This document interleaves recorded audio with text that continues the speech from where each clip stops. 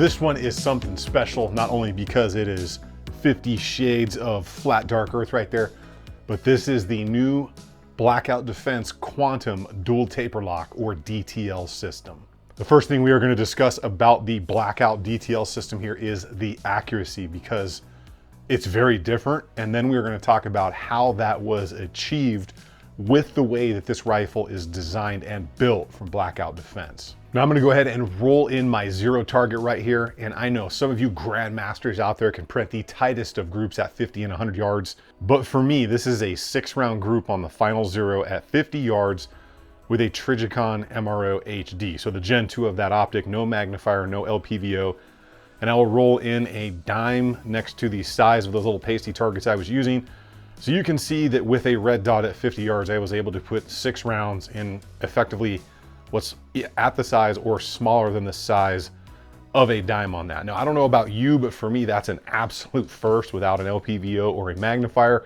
If you're any better than that, feel free to let us know in the comments. But for me, that's pretty astonishing on a 50-yard red dot zero. And speaking of the red dot right there, that Trijicon MRO that you see, the ScalarWorks mount and the Cloud Defensive Light, I know a question is going to come up, did I do anything different with this Quantum DTL rifle? And yes, I did. So I actually did a break-in process with that barrel.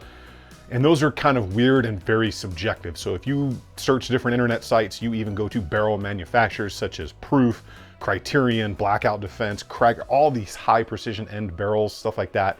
They all have different processes. So I did do a break-in process with this barrel, and I'll kind of tell you what I did, because it was kind of like a happy medium or a mishmash between all of them. But in the end, I think it came out true to the sub MOA guarantee that Blackout does offer. So that zero process was going to be 1 round, clean that barrel, and I did that a total of 5 times. Then it was going to be 3 rounds, clean and lubricate the barrel, then run a dry patch. I did that 2 times. And the last thing was run 5 rounds, clean lubricate the barrel, dry it out with a patch, and I did that twice. While I was doing that, I was walking in my zero at the same time, kind of a 2-for-1. And then I printed my final 6-round group in that dime size target. Now, having all of that stuff done, Blackout Defense does guarantee sub MOA accuracy with a certain 77 grain ammunition and obviously a capable end user. Now, I would say printing that group in a dime at 50 yards with an MRO red dot, I can guarantee you at 100 yards, that's going to give you sub MOA accuracy. You add an LPVO to this rifle, which I didn't do for this specific video, but I'm pretty sure you guys can understand that if it's printing that close at 50, that's going to hold true out to 100 as long as you're using good ammo. So that sub MOA guarantee is definitely there in my opinion. Now, whether the break-in process actually helped achieve that, I can't say for sure, because that's quite honestly the first time I've actually done a real break-in process with an AR style rifle. Now, my precision builds, I do a break-in every single time per the barrel manufacturer's spec. And I wanted to try that on this barrel to see if it was going to hold through. And apparently, according to those groupings, it definitely did. Now, if you have a specific barrel break-in or you have done them and seen results out of it, I definitely want to know what your process is, so let us know down in the comments below. Before we get into that range, performance, and reliability here, if you guys find these videos informative or entertaining or engaging, or you like getting unbiased information on things that you may be interested in, make sure you subscribe to the channel. It's a huge structure of support for me personally. And you can also use any of the links down below, or check out the links at my website if you want to support me in any way, or check out the Patreon. But honestly, subscribing to the channel and commenting is one of the biggest ways you can all support just the Second Amendment overall, because that'll signal to YouTube to push this content to other people, which just helps our message overall. All right, so into the performance. I am right at 1,000 rounds, maybe a little bit over on this Quantum DTL system. So in all of those, the reliability has been 100%. Now, this does have an adjustable superlative gas block on it. I did not change that for any of the testing. I left it where it came from the factory, and I ran all of the ammo I have, from low power 223 to the beefier 5.56 and self-defense rounds. As again, I did not change the gas block setting. I did not run this suppressed because I wanted to test it exactly the way it came from the factory for that first video. One of the things I will say here is when this thing is loaded, it has just an exceptional balance to it, because more of the weight is centered here, especially when it is loaded with the DTL design and everything actually outfitted. So it doesn't really feel front end heavy. It feels very balanced here on the end, especially when you have the mag in it, which is a very nice feeling compared to other front-heavy ARs, especially when you have a 13.9 or a longer barrel. The triggers that come with the Blackout Defense rifles, to me, are just top-notch. For single-stage triggers, in my opinion, they're just the best ones on the market. The controls on this pistol in every way are just very generous. They operate very smoothly, everything from the safety to the charging handle to that ambi bolt release. They are all made in-house and they all function and feel exactly as you would want them. And one special thing about all of this setup is about 2 years ago when I was talking to Tom, the owner of Blackout Defense, he wanted to make every single part of this rifle that he possibly could in-house. And he started moving that direction. And I think at this point, only like 1 or 2 springs and maybe the buffer aren't made by Tom in one of his machine shops. And I say one of his machine shops because they are also a military contractor. They make some really cool parts for the most modern mechanized fighting vehicles the US military has to offer. Everything from the Apache, I think he's got some stuff on the Bradley and some of the other mobile fighting vehicles out there, but they are no joke when it comes to the manufacturing world. Getting into how the recoil feels on this, it's really hard to explain because the way the barrel system and that DTL system works and how this rifle overall is designed and put together, it gives you an almost bolt gun solid feel on the recoil, but again, it is very light between the way it's gassed, an adjustable gas block, and of course, all the different muzzle devices that you can get with this. So a properly gassed and weighted gun is just gonna feel a lot better than one that's not properly weighted and gassed. And you can just make this rifle scream with that trigger in it. You will probably run the fastest build drills of your life.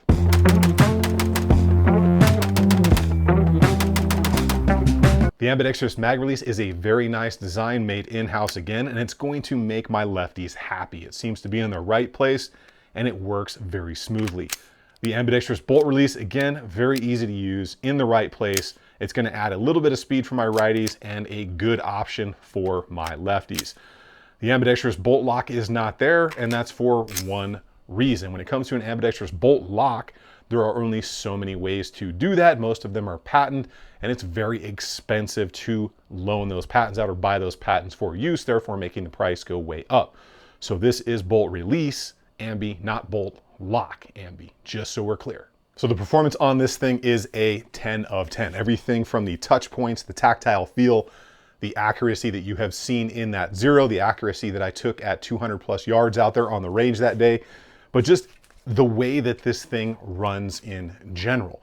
So the question is, how did they achieve that and what did they do to make this different than your standard off-the-shelf AR? Because there is a lot going on here that is very different. So as we go through the specs, we're going to key in on some things like the barrel design and the DTL system or the dual taper lock system, so you really have an idea of what we are working with when it comes to this rifle, because this ain't no basic bitch rifle. And we are going to take this from the butt stock to the business end. So out on the back, we're going to start with a Magpul MOE SL stock.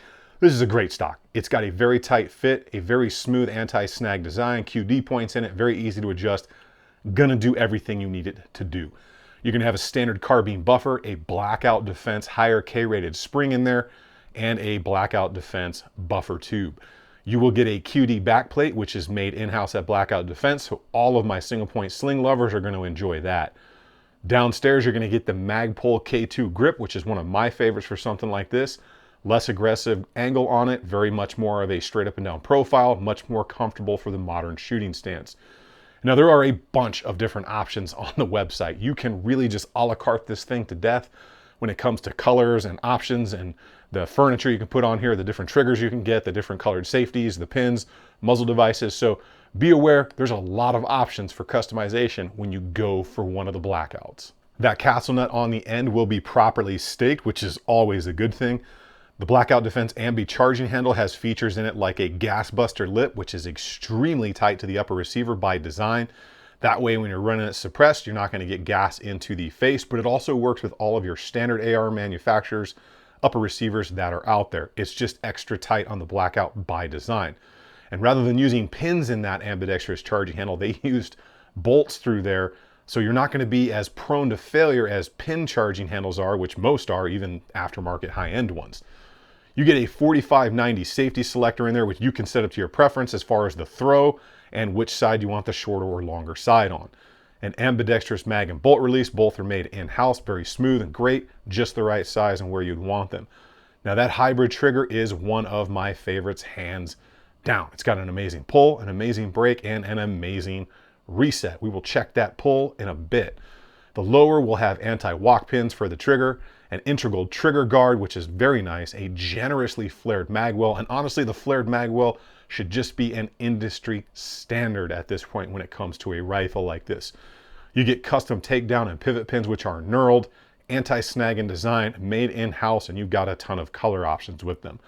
The upper, you will notice it is a non-forward assist, which I'm a fan of. This is not the original Stoner design to have a forward assist on there. That was an Army or Navy requirement, if I recall correctly. But a forward assist basically jams the bolt forward, pushing a round that didn't want to go in the chamber in the first place. Now, I don't know about you, but if that round didn't go in there the first time, I don't want to force it in there and see if it goes bang. So with that being said, if you are a forward assist guy, they might have one coming soon, but me personally, I prefer no forward assist. The rail and the barrel here are specific to Blackout Defense and are Blackout Defense designs. However, they are backwards compatible with all standard ARs out there. That rail will have two integral locking pins which fit into the upper receiver for anti-rotation purposes. It will have a seamless fit to the upper receiver and is locked into the barrel nut by two monster bolts that seat into relief cuts into the barrel nut, locking the rail into place even more firmly. Basically, to break this rail, you would not have to only fracture the upper receiver and shear those top pins out, but you would have to break two grade A bolts off the bottom, which if you do that, you've probably got bigger things to worry about than if that rail is going to rotate at that point. Now, speaking of that barrel and barrel nut, I happen to have a spare right here. So this looks quite a bit different than your standard design. But this part right here is the backwards compatible part. So if you want to use a Blackout barrel or the Blackout rail on your standard AR, it will work. And we're going to take a little bit of a closer look at this so you guys get a really good understanding of how this system actually works and what these little tapers on the outer and inner portion do for that barrel, upper receiver, and accuracy. But as you can see here on this example, I have an old Bushmaster that I rebuilt, and I used a Bravo company BCM MCMR rail, and I've got a Blackout barrel in there. So you can see it will not only work with standard AR style barrel nuts from other manufacturers, but it will also work with the Blackout Defense one as well, now that they have the reversible barrel nut for your standard build. So whether you want to use the barrel and the rail from Blackout or just the rail from Blackout, you can do anything you want on a standard receiver. Now to the nuts and bolts of the DTL system. What does the dual taper lock system mean, and what does it actually do for you? So the dual taper lock design, or DTL, is a taper locking system of two barrel nuts to ensure the barrel is 100% seated to the upper receiver, torqued properly, and that torque is applied all the way around the mating surface equally. No hot spots, no pressure points. Now this is achieved by the patented barrel nut design and the larger neck on the barrel extension, which provides also more heat dissipation and accuracy and a longer throat life of your barrel. As you can see, this interlocking barrel nut goes over the taper. I'll show you on this one that's taken apart. That sleeves over the initial taper, and then the secondary one sleeves into that and contacts that taper as well. Now this provides you the most accurate and extremely tight fit all the way around the mating surface as possible, and it definitely shows in the accuracy. I know that may sound like snake oil to you, but you can watch Mr. Guns and Gear's video where he did some accuracy testing, and that sub MOA guarantee showed through, as it did in my testing as well, even though I did a red dot at 50 yards and put it in a dime. Now that is not where it ends with the DTL system. That DTL barrel is very specific. When we take a look at this barrel, you are going to see it has a lot of additional what is called linear expansion rings, or basically fluting just in circles around the barrel. And that's going to go all the way from the back to the front. Now this does a couple things. One, heat dissipation, adds more surface area, gets rid of heat.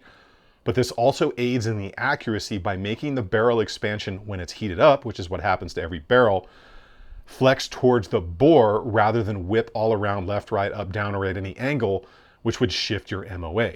There are several different barrel options available. They come in a 223 Wild Chamber, which can fire 223 and 5.56 safely, but they're going to be 416R with a 5R rifling in there. You're going to be able to get a nitrided one, and you're going to be able to get a cryogenically treated one. I have the cryogenically treated version. Now there are really different attributes to nitriding and cryogenically treating barrels. And you can go through a rabbit hole in that stuff if you want, but basically you are going to get extreme accuracy and very good life. Now, if you're looking for extreme barrel life, the nitrided version is going to give you a little bit longer life before it starts to open up and print a little bit wider. Also, how you treat that barrel, if you burn it down like a machine gun, is going to shorten its life. But the cryogenically treated barrel also has great attributes like being very pure in the metal and extremely accurate time and time again throughout a heat cycle. And when we get all the way out to the business end, you have a plethora of muzzle device choices out there, from the Blackout Defense competition brake through licensed chemo adaptable brakes. So these will work from the factory with your dead air can or dead air style can, with that quick release key mount system on there.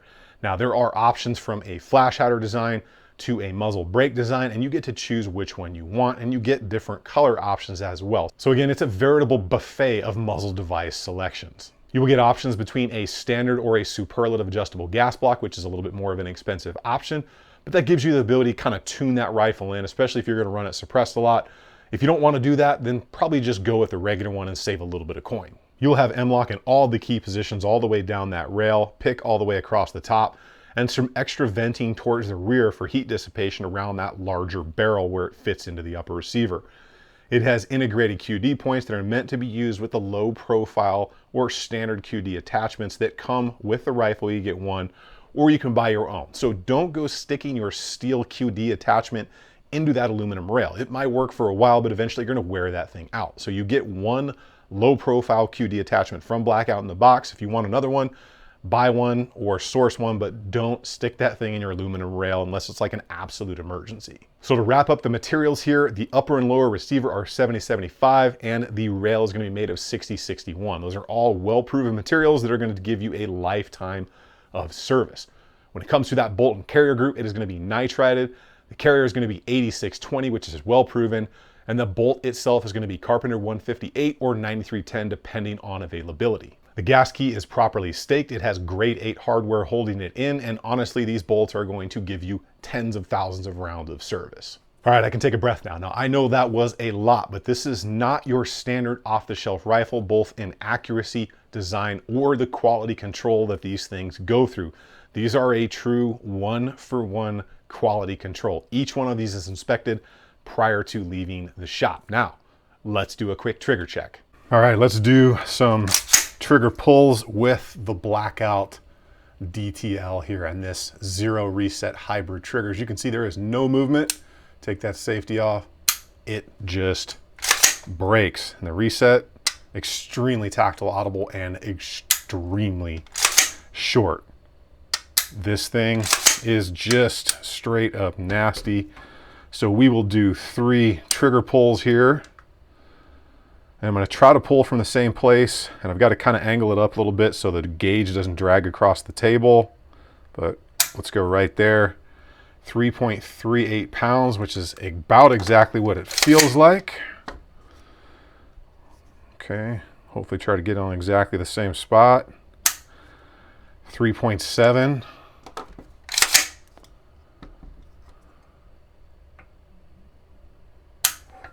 And 3.9. So I'm going to give that a heck yeah all day. When it comes to that zero reset trigger, not only does it look like it's performance driven, but it's performance driven on the gauge. Now, I know some of you have been staring at how this thing is outfitted right here, so let's go ahead and talk about that. And again, huge thank you to Optics Planet. Remember, if you're interested in anything, the parts list is below, and there's some ways to save some coin over there. So starting over here, we've got the Gen 2 Trijicon MRO HD right there. It's a good optic, it's not bad. It has a little bit more parallax than some other red dots out there in the market, but you get a lot more options here. It's daylight bright, even in the Arizona desert, plenty of adjustment. You get a single dot or the donut of death kind of EOTech style design. And I've got that sitting on a ScalarWorks 193, and I just love the ScalarWorks stuff. Hands down, it's one of my favorite mounts in the market, both in the ease of installation, how durable, reliable it is, and it's just got a great overall look and profile to it. Return to zero is awesome. It's going to do everything you could possibly need it to. Up here on the business end, I've got the Cloud Defensive Rain 2.0 light right there. Cloud Defensive is an amazing company making amazing US products It is an absolute flamethrower of a light, and it comes with everything you need. You can get the big one, you can get the short one. Comes with your pressure pad. You can get your clicky pad or your temporary button on there. You can get the standard mount that comes with it, or you can get the Cloud Defensive mount or any M-Lock compatible mount in there. Fits the Surefire style Scout design. Overall, going to do everything you could possibly need it to do on the range. Up front, I've just got a little kind of slick SLR barricade stop. I like very minimal things like that on the front. And then I'm running my favorites, the Flatline fiber slings right there when it comes to a 2-pointer, with the Blackout Defense low profile QD point in there. So that's how I have this one set up. I love it. It runs amazing. I think the only thing maybe that I would add to it are some of those Walker Defense Research silicon carbide grip covers, because they just add an extreme amount of grip. They're low profile and they help keep the heat if you're running it super hard away from your hand. All right, so my final thoughts and the price of the Blackout Defense Quantum DTL system. They've just done everything right. They took all of the end user information that people sent them or asked for. They put that in there, put the science behind it in their design, and they gave us the Quantum DTL. When it comes to the cost, it's really hard to nail down because they have such an array of things you can change, from the furniture to muzzle devices to Cerakote options to Cerakoting your controls, your pins. There's a lot of different options there. So $2279 is the base MSRP of that, which when I think about what you get out of this rifle, the trigger, how it performs, ambi controls, it's like take my money kind of good. Now, I'm a huge fan of Blackout Defense. I know the owners, I've become friends with them. I think they make an amazing product, and I would stand behind that any day of the week. In fact, these are the rifles of choice for me that I carry around for personal protection and work use. So I believe in the product, I believe in what they're doing in the market, and the way that they are innovating when everybody else is kind of just, resting on their laurels when it comes to the AR platform. All right, make sure you let me know your thoughts in the comments down below on the Blackout Defense Quantum DTL. Make sure you subscribe to the channel. It really is a huge help. Thank you to all of my Patreons. If you want to support me in any way, you can check out the Patreon, use any of the links down below, or just comment, like, subscribe, all that good stuff. You keep doing it on the range. Remember, if you stay ready, you ain't got to get ready. I will see you all on the next one.